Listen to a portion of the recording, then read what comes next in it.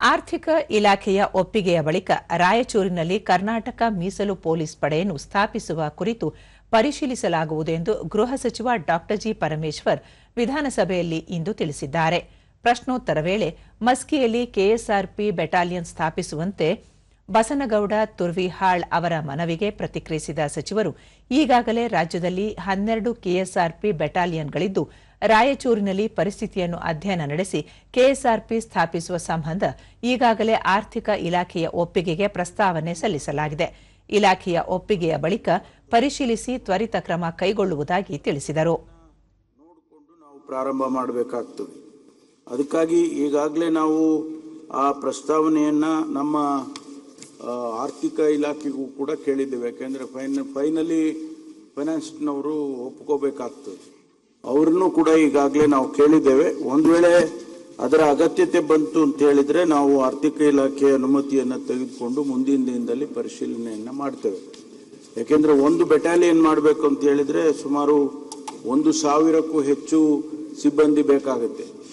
ಆಮೇಲೆ ಅವರು ಜಮೀನು 175 ಎಕರೆ ಜಮೀನಿದೆ ಅಂತ ಹೇಳಿದ್ದಾರೆ. ಅದು ಉಪಯೋಗ ಆಗ್ತದೆ.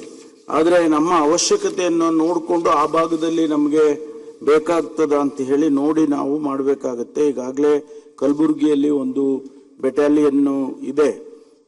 ಆದ್ರಿಂದ ಅದನ್ನ ಪರಿಶೀಲನೆ ಮಾಡ್ತೀವಿ ಮಾನ್ಯ ಸಭಾಪತಿಗಳು. ಗ್ರಾಮೀಣ ವಿಧಾನಸಭಾ ಕ್ಷೇತ್ರ ಇದೆ. ರಾಯಚೂರು ಶಾಸಕ ಬಸನಗೌಡ ದದ್ದರ್ ಅವರು, ರಾಯಚೂರು ಜಿಲ್ಲೆಯು ಆಂಧ್ರ ಮತ್ತು ತೆಲಂಗಾಣ ಗಡಿಗಳನ್ನು ಹೊಂದಿಕೊಂಡಿದೆ. ಈ ಭಾಗದಲ್ಲಿ ಮದ್ಯ ಮಾರಾಟ ಅಕ್ರಮವಾಗಿ ನಡೆಯುತ್ತಿದೆ. ಇದರಿಂದ ಸಾಕಷ್ಟು ಸಮಸ್ಯೆಗಳು ಎದುರಾಗುತ್ತಿವೆ. ಸರ್ಕಾರ ಹಲವು ಪ್ರಕರಣಗಳನ್ನು ದಾಖಲಿಸಿದ ಹೊರತಾಗಿಯೂ ಅಕ್ರಮ ಮಾರಾಟವನ್ನು ತಡೆಗಟ್ಟಲು ಸಾಧ್ಯವಾಗುತ್ತಿಲ್ಲ.